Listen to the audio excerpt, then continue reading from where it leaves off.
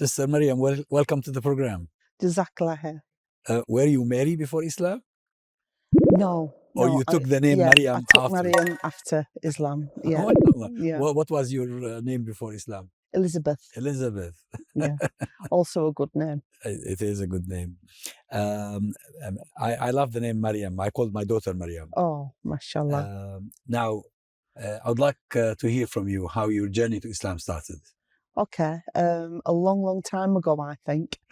How long ago? I can remember when I was about maybe in my late teens, perhaps early 20s, no later than maybe 21, 22. I can remember saying to somebody how much I wanted to go to Mecca. Really? That I would really like to go to Mecca to do that pilgrimage. What made you say that? I have no idea. Just like that? Yeah. I'd seen, I think I might have heard about it somewhere, or on television maybe? Possibly, but it was more likely that I used to know somebody when I was at teacher training college who was a Muslim girl. She may have spoken about it, but I'd seen pictures of the Kaaba and of Mecca, and I thought, what a beautiful place that is, and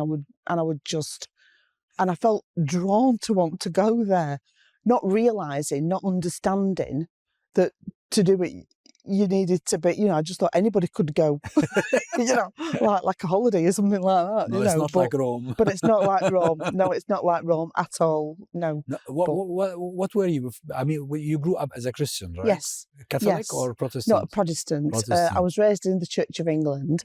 And was your family a religious family? My mum was. My mum was. She used to take me to church every Sunday, whether I wanted to go or not. But I think that gave me a good grounding in the fact of knowing there is just the one God, and that Jesus is a messenger of God. Is that what you learned in church? Yeah, but I also learned that he was the Son of God as well. Yeah, which is sort of like the basis of Christianity. So it was quite not challenging for me to make the transition from Christianity to Islam, but I do believe that was nevertheless a grounding in my faith now, as far as Islam goes. So this longing to go to Mecca was the trigger.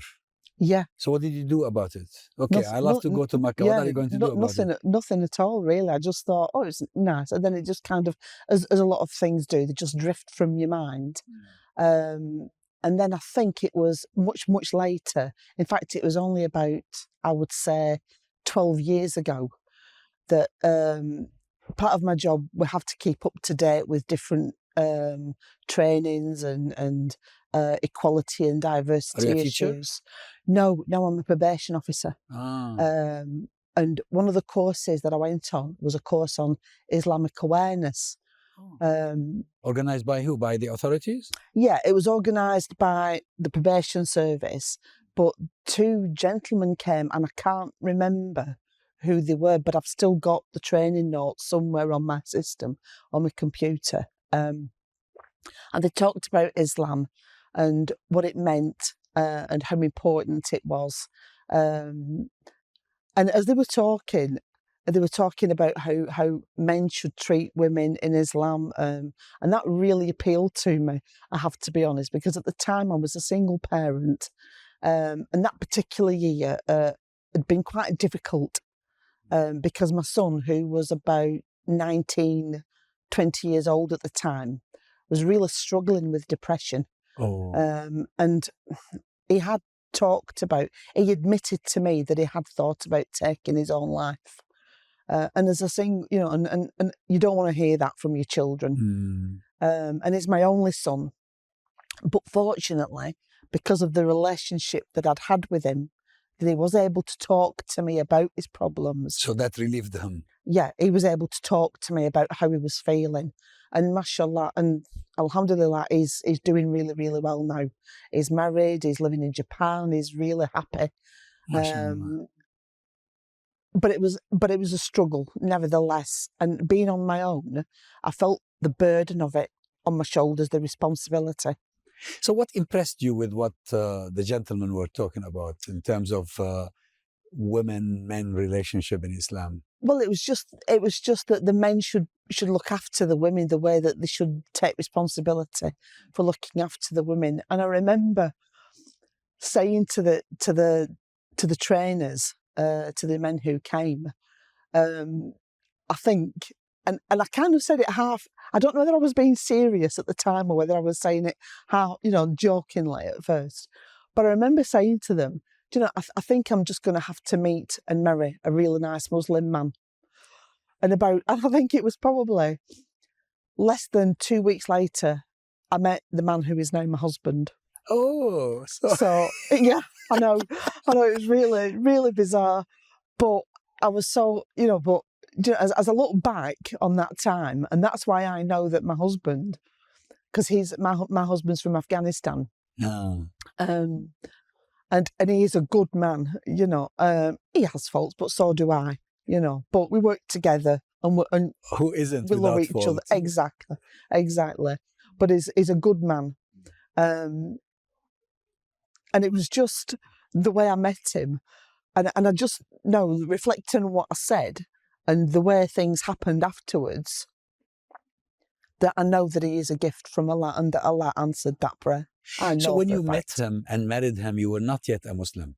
Or were you? No, I wasn't a Muslim, no. Not but yet. I think in my heart, I probably was. You were heading in that direction. I was heading in that direction. Since you dreamt of Mecca. Yeah, and since I thought about Mecca, and it's strange really, because the more I think about it, I mean, I've tried different branches of Christianity. I've studied with Jehovah's Witnesses. I've been involved with the Mormon Church, and that's a branch of Christianity as well. Though more in America than here, right? Oh no, they are. They exist here? They're well established in this country as well, and they've a lot of things in common with Islam, in that in their church, in their places of worship, there aren't any religious icons or statues or anything like that. So they're closer to monotheism. Very much so. And I think they don't serve alcohol, do they? No, they don't. Mormons, they don't drink alcohol. They don't drink alcohol. No, they don't drink alcohol. They don't remember drink once tea or coffee. I hired a place that is owned by the Mormons, and they thought we wanted drinks, and they said, "Well, we don't serve drinks." I said, "Well, that suits us very well. That suits us. That suits us." So again, I think all that has been kind of preparation for where I am now. And what I've realised is that there are some other religions or people that I've come across in the course of my life that have practiced different forms of Christianity. One of them being Seventh-day Adventists, and their Sabbath day is on a Friday. Oh, that by the way confirms the Islamic narrative about Friday, which is that Friday was actually the day for all communities, for all religions before. But then they changed it. They changed it to Sunday. To Saturday and Sunday, Yeah. So, and it's only this past month or two that I've actually been reflecting on that a lot more and thinking just how Islam has everything that these other religions have, but only partially have, but they just don't realise it. So Islam is a really complete religion in that sense. And that points also to the oneness of the origin. Yes. It's the one origin. Yeah. Despite what people distorted or did. Yeah, there's only the one God. Now, but you got married and then you gave Shahada. You made Shahada. Yes. You became a Muslim. Yes. How did your family receive this? Well, sadly, both my parents are dead. So obviously they weren't around. I have two brothers. One who, the youngest of the two, I'm the youngest of the family. And the youngest of my two brothers, him and his family are Jehovah's Witnesses, and they did not like it at all. They did not like it. But my older brother, who sadly passed away last year, he was very accepting, and he absolutely loved my husband to bits. He thought the world of him. They got on well. Oh, they got on really well.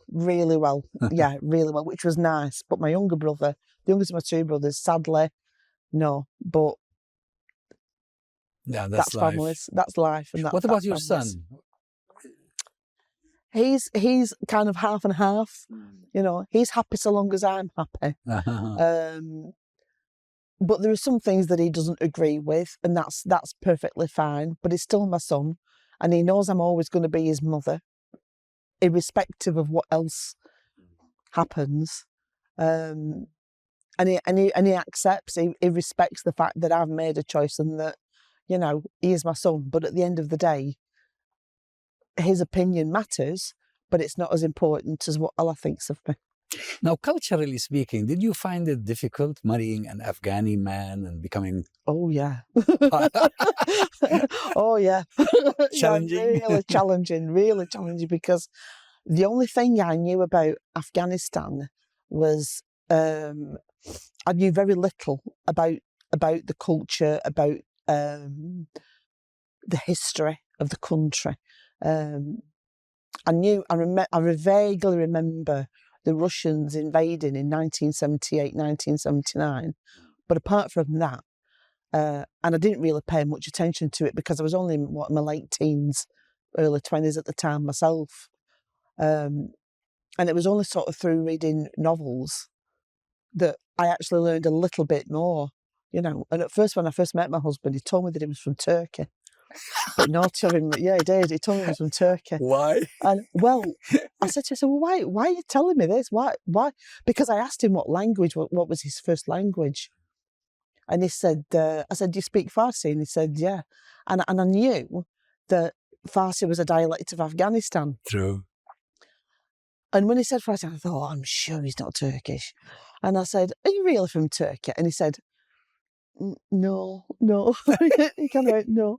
And he said, I'm from Afghanistan. Is it because of the stigma? Yeah. No. Yeah, it was. Yeah. I said, why did you not tell me that you were from Afghanistan? And he said, because some people hadn't been very nice to him. Yeah. Especially since September the 9th, 2011. I mean, the Afghani people had nothing to do with it. No, they had nothing to do with it at all. No, nothing at all. And he said some people had been very unpleasant with him, and he was just worried that I would think the same thing. And I said, no. I said, no, I'm not like that at all. I said, I don't, you know, the whole nation can't be responsible for the acts of one person, you know. How long did it take you from the day you married him until you became a Muslim? Well, I took my Shahada on the day that we got married. Oh, same day. Yeah. MashaAllah. And that was another tale as well, because at the time, I did speak to him about like his legal status in this country. And he admitted to me that he didn't have one, that he'd kind of escaped. He'd had to get away from Afghanistan because of some of the problems over there. So I said, right, okay. I said, we're going to have to get you sorted out. You know, get you to a solicitor and get everything going. Apply for asylum or something. Yeah, and apply, the proper way so that, you can legally stay here. He came by boat? He came over, no, he didn't come over by boat. He came over on the axle of a lorry, basically. I know, mad. He's lucky to have been able to make it. Yeah, he is. And this is another reason I think that, it was definitely his kismet to be here, in this country. And I remember saying to her, so we're going to have to get you sorted, get him to a solicitor. And I said to him, do you think we could have an Islamic marriage? I said, so at least we can live together as man and wife properly, and he said, well, I don't know. So I spoke to a solicitor, and they said, it's not going to do you any harm to do that. They said it's not going to do you any good either, because the British authorities wouldn't recognise that as a legal marriage. So that's fine, Why wouldn't they? I mean, you can go to the council and declare it. Yeah, they wouldn't accept because he didn't have any legal status. Oh yes, because he was illegally in the country. Yeah. Yes. Yeah, because they wouldn't have recognised it. He had to remedy this first. Yeah. So we had to get that sorted. But we had the Islamic marriage, and I literally spoke to his solicitor on the Friday, and I remember the date. It was Friday, March the 19th, 2011. And then he rang the other local imam in Chorley, where I live in Lancashire. He rang him up straight away, and the imam said, "Yeah, that's fine. Come down tomorrow after noonday prayers, 2:00ish, thereabouts." He said, "I will do the shadow, we'll get you married, and that'll be it." So I thought, okay. Quickest marriage I've ever been to in my life. It was fantastic. And then we went to the imam's house afterwards for our breakfast, for a meal and stuff. And it was just so nice. And people laugh when I tell them. I said, because honestly, it cost me less than £100 because I just rushed into town quickly to buy 2 wedding rings, and stuff. Easy, and make marriage easy. Just get it easy, just get it over and done with, and it was fantastic. Now the shift from previous life to Islam, is it also a challenge? Yeah, it is. Because I have got a lot of friends who, most of them, I have to say, have been really, really accepting. But interestingly, I think the biggest challenge that I experienced were actually among some work colleagues I had at the time who didn't understand why I would even want to be with anybody from Afghanistan, let alone marry them. Wow. And they were really, let's say they weren't very pleasant about it, which is sad, really. And they were sort of passing judgment on him without even really knowing him and without even really getting to know him. But it didn't affect your job, did it? Oh, no, not at all. No. In my organisation, providing that you're honest about things that are going on in your personal life that could reflect badly if it didn't, if it came out later, then they're fine about it. So, yeah, fortunately, after a little while, it took a few years. It took a couple of years for him to get his immigration status, his right to stay. But he did have to go back to Afghanistan for a brief period because he did apply from here. He had to depart and come back again. Yeah. But unfortunately, it wasn't accepted, so we had to go to Afghanistan, and that was hard. We're seeing him off at the airport because I didn't know if I was going to see him again. But thankfully, I did. Now you married him and embraced Islam, but he actually didn't have a family here, right? He was on his own. Yeah, he was on his own, but he does have nephews and cousins. So there was a community. So he did have some. Oh yeah, he did have some. Were they welcoming? Family. Oh yeah. They were. Yeah, and his family in Afghanistan, he FaceTimes them regularly. Did you go and visit them? No, I've not been yet. No, maybe, inshallah. We will go at some point. But at the moment, I'm a little bit hesitant, I have to be honest, about going. But his family are very, very welcoming to me. Now, did you lose any friends as a result of this shift? No, because the people that I consider to be friends are people that wouldn't have passed judgment anyway. Because I can probably count on less than, I probably got less than people that I would call true friends. Very few of them. Very few. I've got lots of acquaintances, people that I pass a time of day with, that that I'm pleasant with, but I wouldn't call them friends as such. But the friends I have, I would say they've been very accepting of my choices in life, because I'm a grown woman. I can make my own choices. I don't need anybody to tell me what to do necessarily. That's true. And probably this reflects also in society as a whole. I mean, you don't feel vulnerable or threatened. Oh, no, I don't feel threatened at all. No. One of the biggest things for me was making the decision to wear the hijab full time. And I know this might sound really strange, but this is only something that I've done this last couple of months or so. I would say last 3 months. I made that. I just woke up one morning and I thought, yeah, I'm going to do it. Because I did wear the hijab.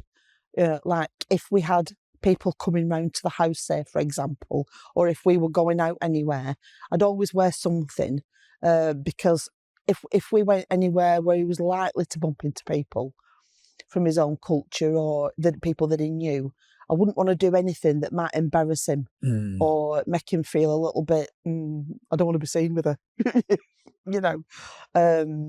So it was a respect thing for me more than anything else at that time. But more of a commitment recently. But absolutely. And I just woke up and I thought, right, I'm going to wear it full time. And I went into work with my hijab on. And acceptable? Yeah. No yeah. problem. And one of the things that made me a little bit hesitant about doing it was worrying about how other people were going to react and what they might say, and if they might say anything judgmental or, you know. And unless you do it, you won't know. Yeah, exactly. But so you the might response, as well do it. Yes. The response has been just incredible, and people have been asking me about it. You know, like, how come you know? So I've been able to explain to them that it is my choice. You know, because I think there is still this perception that some women are made to wear it, and that is not the case at all. Imposed, yes. That is not the case. Now, finally, the dream of going to Mecca, has it been fulfilled or not yet? Not yet, no, but it will be. It will be. Again, because I can retire from work next year. Finally. We are planning on doing the Umrah first of all, so I am going to fulfill that. And inshallah, you'll do Hajj as well. Oh, yeah. Inshallah. Yeah, that'll be wonderful. Well, Sister Mariam, thank you very much. It's been a pleasure talking to you. Jazakallah khair. Thank you. Jazakallah khair.